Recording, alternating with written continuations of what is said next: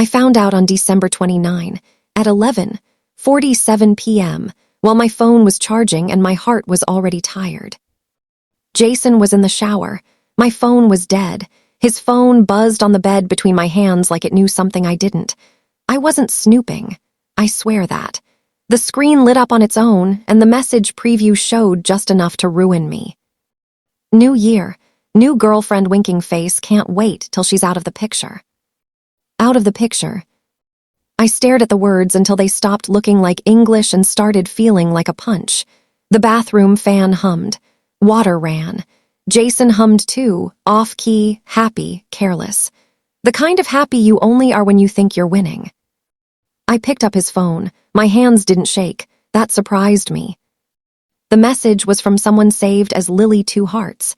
There were fireworks emojis, champagne glasses, a calendar screenshot with January ones circled in red. I scrolled. I shouldn't have, I know that. But when your whole year is about to be stolen, curiosity feels like survival. Jason had written, "I'll break it to her before New Year's. Clean slate. Knew me, knew us." Lily replied, "Good, I don't want drama." I laughed. A short, sharp sound escaped my mouth before I could stop it. Drama. We'd been together 3 years, 3 birthdays, 2 Christmases, 1 broken-down car he never paid to fix. I helped him with rent when he between jobs. I wrote his resumes. I believed his promises.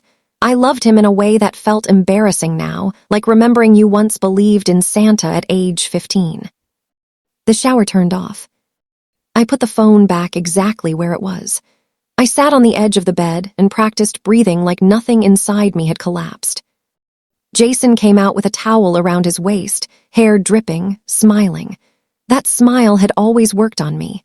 Tonight it felt like a lie he'd rehearsed too long.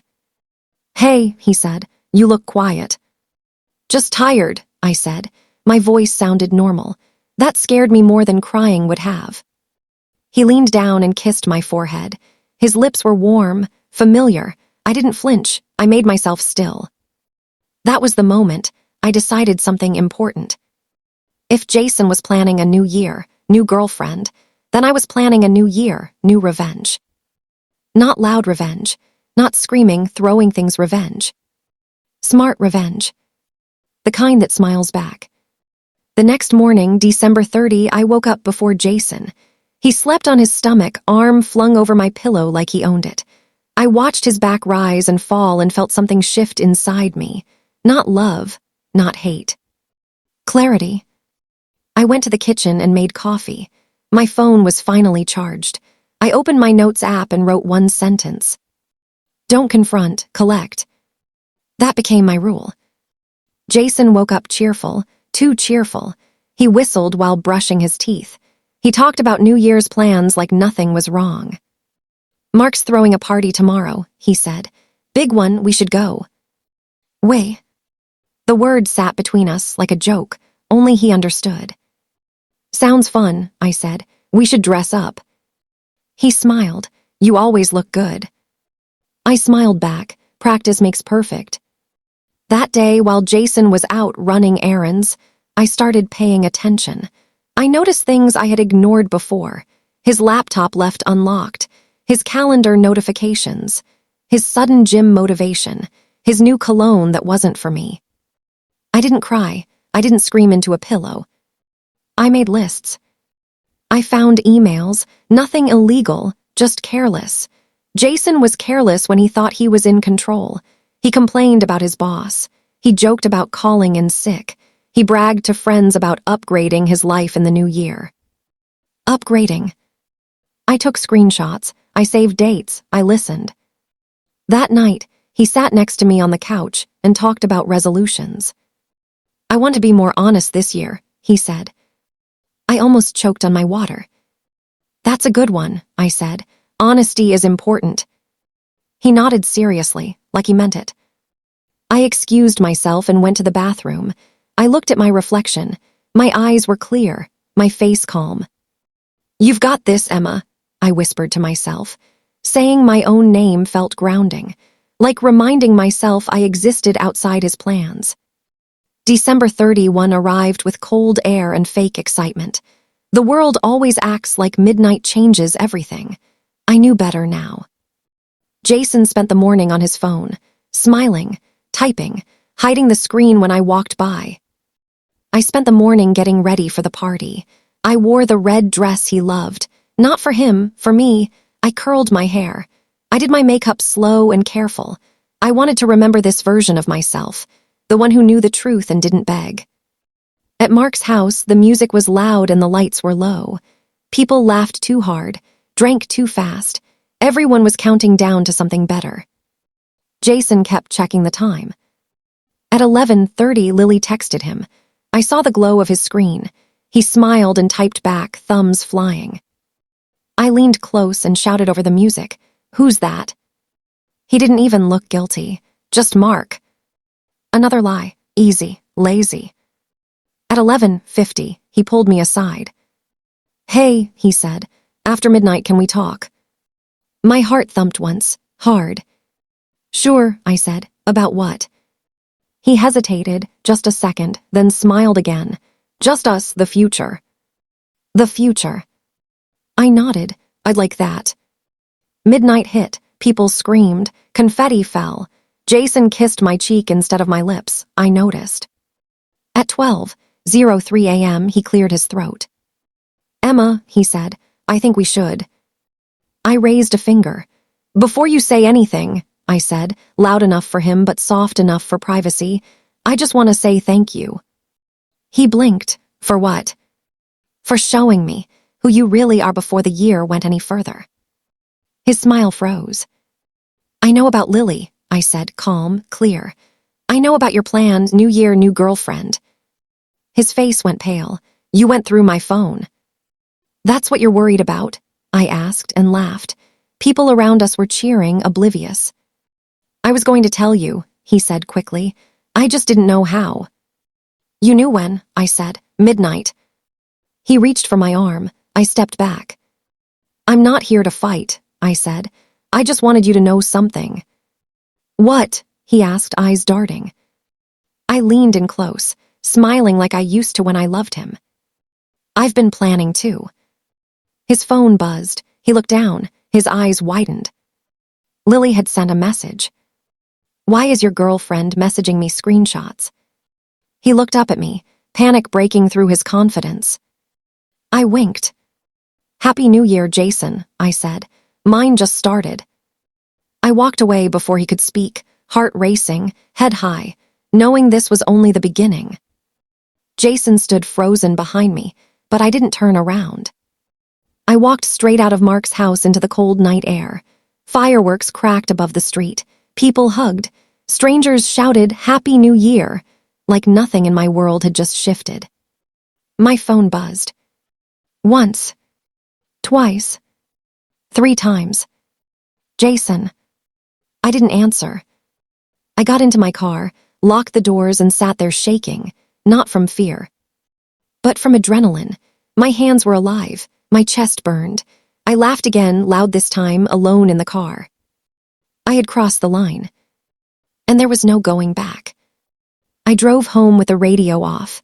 Every red light felt longer. Every green light felt like permission. When I pulled into the driveway, Jason's car wasn't there yet.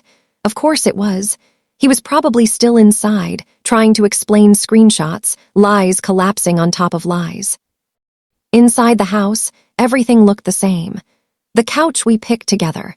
The picture frame with a beach photo where we looked happy and sunburned and stupidly in love.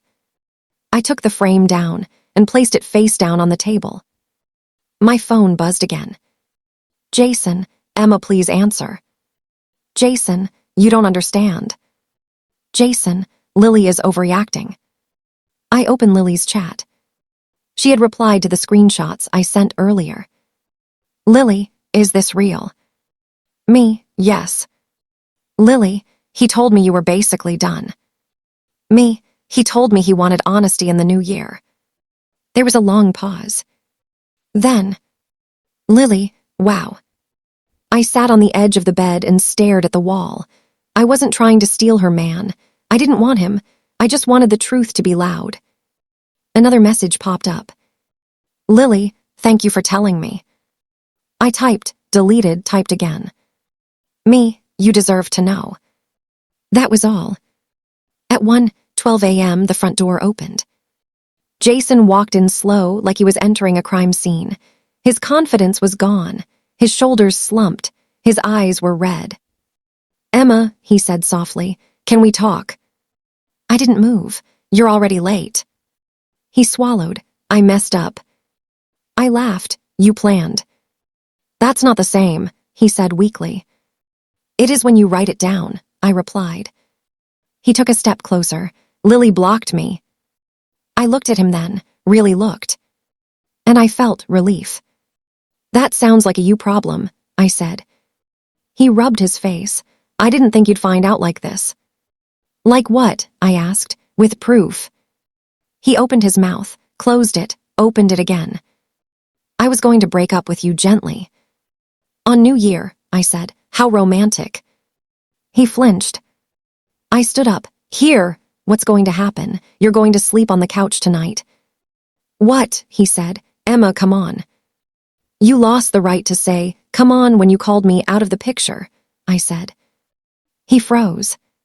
So you did read everything, he whispered. Yes, I said, and I remember everything. He tried to reach for me again. I stepped back again. Don't, I said. I'm calm now, don't make me angry. That scared him more than yelling would have. Jason slept on the couch. I locked the bedroom door. I didn't sleep. At 7 a.m., I got up, showered, and dressed like it was a normal Monday. Jason was still on the couch, eyes open, staring at the ceiling. I'm going out, I said, grabbing my bag. Where? He asked quickly. I paused, planning. His face tightened. That morning, I did something bold. I went to Jason's office. Not to cause a scene, not to scream, just to observe. I sat in my car across the street and watched people walk in, laughing, holding coffee, starting their year fresh. Jason had bragged about this job, how important he was, how close he was to a promotion. My phone buzzed again. Jason, we need to talk later. Me, we already did. I drove away smiling. At noon, I met my friend Sarah for lunch. She took one look at my face and leaned forward. Tell me everything, she said. So I did. She listened. She didn't interrupt. When I finished, she shook her head slowly. He really thought he was smart, she said. He thought I was stupid, I replied. Sarah smiled. What are you going to do now? I stirred my drink. Ice clinked softly. I'm not done, I said. That night, Jason tried again. I can fix this, he said. We can start fresh. I laughed. That was my line. He looked confused. I told you, I said calmly. New year, new plans. He frowned. What does that mean? I leaned closer, lowering my voice. It means you thought January was your reset, I said, but it's my reveal. His phone buzzed. An email notification. He opened it, frowned, and looked up at me. Why did my boss just ask to see me tomorrow morning? He asked. I smiled slowly. Probably nothing, I said. Happy New Year. Jason didn't sleep that night. I knew because neither did I. Every time I closed my eyes, I heard his packing. Back and forth, like a clock counting down something he couldn't stop. At 3:18 a.m., he knocked on the bedroom door. Emma, he whispered, please. I stayed silent. At 4:02 a.m., his phone rang. He answered it quietly, but the walls were thin. Yes, sir, tomorrow morning. Yes, I understand. His voice cracked. I smiled into my pillow. Morning came fast. Gray light filled the room. I got dressed carefully, like I was preparing for a performance. Jason stood in the kitchen in a wrinkled shirt, tie half done, eyes wide and tired. You didn't tell my boss anything, right? He asked. I poured coffee. Why would I? He watched me like I was a stranger. You've been acting different. I've been acting honest, I said. You should try it. He left without finishing his coffee. The door slammed. Silence followed. I sat down at the table and opened my laptop. This part mattered. Jason liked to complain about everything. His job, his boss, his coworkers. He complained in texts, emails, group chats. He thought jokes couldn't hurt him. He thought private meant safe. I had saved everything. I didn't send anything yet. I wasn't reckless. Revenge isn't loud when it's done right. It's patient. At 10:14 a.m., my phone buzzed. Jason, meeting got moved to Friday. Jason, we need to talk tonight. I replied with one word. Okay. That afternoon, Lily messaged me again. Lily, he showed up at my apartment. Me, I'm sorry. Lily, I didn't let him in. Me, good.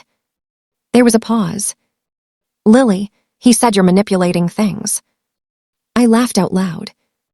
Me, he planned to replace me on January 1. Me, I just refused to disappear quietly. She didn't reply for a while. Then, Lily, I believe you. That was enough. Jason came home around 7 p.m. carrying takeout like an offering. He set it on the table carefully. I thought we could eat and talk, he said. I sat across from him. I didn't touch the food. Talk, I said. He took a deep breath. I panicked. I messed up, but we have history. Yes, I said, and now we have truth. He leaned forward. We can still fix this. I tilted my head. Why? Because we love each other, he said quickly. I smiled sadly. You loved convenience. His jaw tightened. You're punishing me. No, I said softly. I'm letting consequences arrive on time. He stared at me like he didn't recognize the language. I don't know who you are anymore, he said. That makes two of us, I replied. That night, I slept better. On Wednesday, Jason didn't come home until late. On Thursday, he barely spoke. On Friday morning, he dressed like someone going to court. You don't have to do this, he said at the door. Whatever you're planning. I sipped my coffee. Neither did you. He left. At noon, my phone rang. Jason's name lit up the screen. I answered. They know, he said, voice shaking. They know everything. I leaned back in my chair. Know what? You sent something, he said. You ruined me. I closed my eyes, calm. I didn't send lies, I said. I sent your words. There was silence on the line, then anger. You're doing this because I tried to leave you. No, I said. I'm doing this because you tried to erase me. He hung up. That evening, he didn't come home. I packed a small bag anyway, not because I was running, but because I was ready for whatever came next, ready to stop reacting and start choosing. At midnight, my phone buzzed one last time. Jason, we need to talk, this isn't over. I smiled in the dark. I typed back slowly. Exactly. And somewhere between that message and the quiet room around me, I knew the next move would change everything, but not in the way Jason expected. The night Jason didn't come home, I slept alone in the bed for the first time in 3 years. It felt strange, too quiet, too wide. I lay on my back, staring at the ceiling, listening to the hum of the fridge and the distant sound of cars passing outside. This house had held so many lies that silence felt honest for once. At 6:40 a.m., my phone rang. Unknown number. I answered. Emma, a woman's voice asked. Yes. This is Karen from Jason's office. My heart didn't race, it settled. I'm calling to let you know there may be some changes, she said carefully. Jason listed you as his emergency contact. I almost laughed. I'm not anymore, I said, but thank you for telling me. There was a pause. I'm sorry, she added quietly. So am I replied and meant something different. When the call ended, I sat up and wrapped the blanket around myself. Morning light crept through the curtains. A new day, a real one. Jason finally came home just after noon. His eyes were swollen. His confidence was gone. He looked smaller somehow, like the version of him I never noticed because I was busy believing the better story. He dropped his keys on the table. "They put me on probation," he said. "One more mistake and I'm done." I nodded. Actions have long memories. He looked at me, really looked. Was it worth it? I stood, walked past him, opened the door. "I didn't do this for you," I said. "I did it so I could look at myself again." He stepped forward. "Emma, wait." I turned, hand on the door. "You wanted a new year," I said. "You just didn't expect me to write it." I walked out into the sunlight, not knowing exactly. The house felt different once Jason finally left. Not empty, lighter. His keys stayed on the counter. His jacket hung by the door like a ghost that didn't know it was gone. I stood in the living room, arms crossed, breathing in air that felt like it belonged to me again. Jason stopped at the doorway. "So this is it?" he asked quietly. I didn't answer right away. Outside, someone laughed. A car passed. Life didn't pause for heartbreaks or betrayals. It never does. "You planned a new year," I finally said. "So did I." He opened his mouth, then closed it. For the first time since I'd known him, Jason had nothing to say. The door shut behind him. I didn't cry, not then. I walked to the window and watched him drive away, feeling something unexpected rise in my chest. Not sadness, not anger, but power. The kind that comes when you stop begging to be chosen and start choosing yourself. My phone buzzed. A message from Lily. "Guess we were both lessons," she wrote. I smiled and typed back. "Yes, but only one of us learned." I set the phone down and looked around the room, already imagining changes. New furniture, new routines, new rules. The year was just beginning. The door clicked shut behind Jason, and that sound did something inside me. It sealed a chapter. I stood there for a long moment, hand still resting on the door handle, breathing slowly. My legs felt weak, but my mind felt clear, clearer than it had in years. I walked back into the living room and sat on the couch. The same couch where Jason once promised forever. The same couch where he secretly texted another woman while sitting beside me. I picked up my phone. No new messages from him. Good. I opened my notes app again. The sentence I had written days ago was still there. Don't confront, collect. I added a new line under it. Release. I didn't send any more emails. I didn't make any more calls. I didn't need to. Jason's world was already shaking on its own. His job no longer trusted him. His new girlfriend no longer wanted him. His old girlfriend, me, no longer waited for him.